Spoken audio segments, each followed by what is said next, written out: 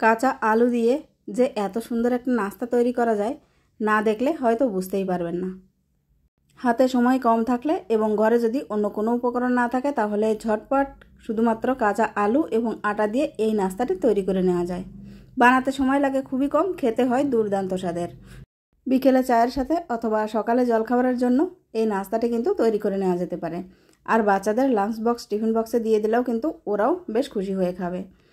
নমস্কার, আমি নীলিমা, আপনারা দেখছেন এনপি টেস্টি ফুড। তো চলুন বন্ধুরা, কাঁচা আলু এবং আটা দিয়ে তৈরি এই দুর্দান্ত স্বাদের নাস্তার রেসিপিটি দেখে নেওয়া যাক।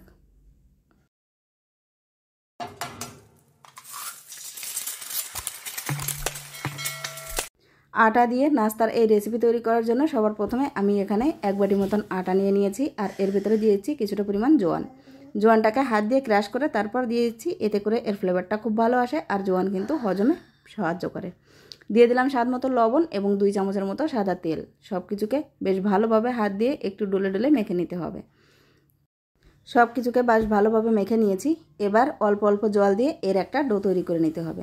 বন্ধুরা, এখানে কিন্তু আটার পরিবর্তে ময়দাও নিতে পারেন, সেক্ষেত্রে নাস্তাটা অনেক বেশি ক্রিস্পি হবে আর দেখতে এবং খেতে বেশি টেস্টি হবে।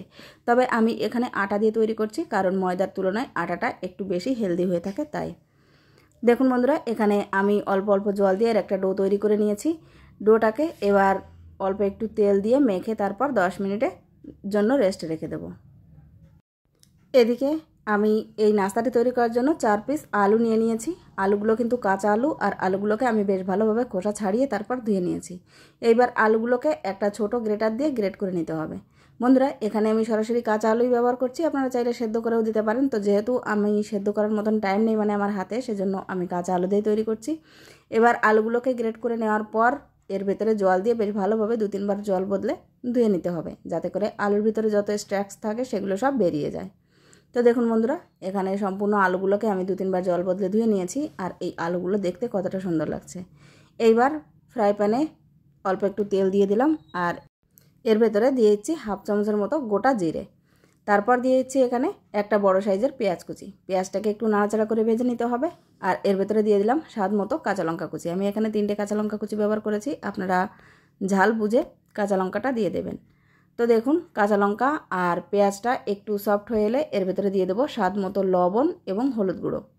সেই সাথে দিয়ে দিচ্ছি 1 চামচের মতো ধনে পাউডার, 1 চামচের মতো জিরে পাউডার, দিয়ে দিলাম অল্প একটু গোলমরিচের পাউডার এবং লাল লঙ্কার পাউডার। সাথে অল্প একটু জল দিয়ে দিলাম যাতে এই মশলাগুলো ভালোভাবে কষানো হয়ে যায়। তো দেখুন বন্ধুরা, এখানে মশলাগুলো বেশ ভালোভাবে কষিয়ে নিয়েছি। এইবার এর ভেতরে দিয়ে দিলাম একটা ছোট সাইজের টমেটো কুচি। টমেটোটাকেও বেশ ভালোভাবে একটু নাড়াচাড়া করে নিলাম। এরপর এর ভেতরে দিয়েছি গ্রেট করে রাখা আলু।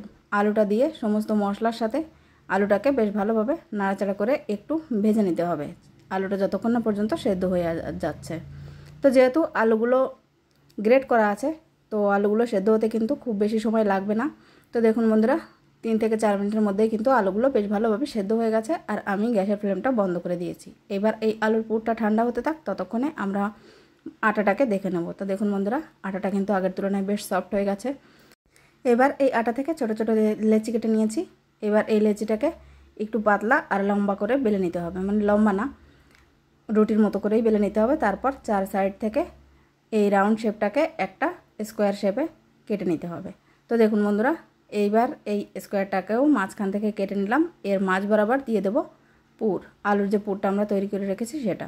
এরপর 2 সাইড থেকে ভাঁজ করে মাঝখানে একটু টিপে টিপে বন্ধ করে দিতে হবে। তো দেখুন বন্ধুরা, যেভাবে আমি দেখাচ্ছি, এই সাইডের কিনারা নিয়ে মাঝখানে দিয়ে দিতে হবে আর অপর সাইডের কিনারা এনে একটু চেপে লাগিয়ে দিতে হবে। আর 2 সাইডে ডিজাইনের জন্য আমি এখানে একটা কাঁটা চামচ নিয়ে নিয়েছি। এটা সম্পূর্ণ অপশনাল, আপনারা চাইলে করবেন, না চাইলে কোনো ব্যাপার নেই। তো দেখুন, এই কাঁটা চামচের সাহায্যে 2 সাইডে একটু ডিজাইন করে নিলাম। দেখুন বন্ধুরা, এখানে আমাদের একটা নাস্তা কিন্তু তৈরি হয়ে গেছে। এই একইভাবে সমস্ত নাস্তাগুলোকে তৈরি করে নেব। দেখুন বন্ধুরা, নাস্তাটা দেখতে কেমন লাগছে। সমস্ত নাস্তাগুলো এভাবে তৈরি করে নেওয়ার পর তারপর ভেজে নেব। তো ভেজে নেওয়ার জন্য কড়াইতে আমি তেল বসিয়ে দিয়েছি গরম হতে, আর তেলটা গরম হয়ে গেলে এর ভিতরে নাস্তাগুলো একে একে ছেড়ে দিতে হবে। তারপর এপিট ওপিট উল্টে একটু লাল করে ভেজে নিতে হবে। বন্ধুরা, আজকে এই কাঁচা আলু এবং আটা দিয়ে তৈরি নাস্তা রেসিপিটি যদি আপনাদের ভালো লেগে থাকে অবশ্যই একটা লাইক করার অনুরোধ রইল। আপনাদের করা একটা লাইক আমাকে নেক্সট ভিডিও তৈরি করার জন্য অনেক বেশি মোটিভেট করে। আর আজকের এই রেসিপিটা যদি আপনারা ইউটিউব থেকে দেখে থাকেন তাহলে চ্যানেলটিকে সাবস্ক্রাইব, এবং যদি ফেসবুক থেকে দেখে থাকেন তাহলে পেজটিকে ফলো করে নেওয়ার অনুরোধ রইল। আর যারা অলরেডি সাবস্ক্রাইব করে নিয়েছেন তাদেরকে জানাই অসংখ্য ধন্যবাদ। এভাবেই আমার পাশে থাকবেন। তো দেখুন বন্ধুরা, এই একইভাবে সেকেন্ড ব্যাচের নাস্তাগুলোকে আমি ভেজে নিচ্ছি। যখন হাতে একেবারেই সময় কম থাকবে তখন ঝটপট আটা মেখে আর কাঁচা আলু দিয়ে এই নাস্তাটি তৈরি করে নিতে পারেন। সন্ধ্যায় স্ন্যাক্সের হিসেবেও যেমন ভালো লাগবে তেমন কিন্তু লাঞ্চ বক্স, টিফিন বক্সেও দিয়ে দিতে পারেন, কোনো অসুবিধা নেই। তো দেখুন বন্ধুরা, এই নাস্তাটাকে আরও একটু চটপটা তৈরি করার জন্য এখানে উপর থেকে অল্প একটু চাট মশলা ছড়িয়ে দিচ্ছি। এতে করে এই নাস্তার টেস্টটা কিন্তু অনেক বেশি বেড়ে যায়। আর সাথে দিয়ে দিয়েছি টমেটো সস।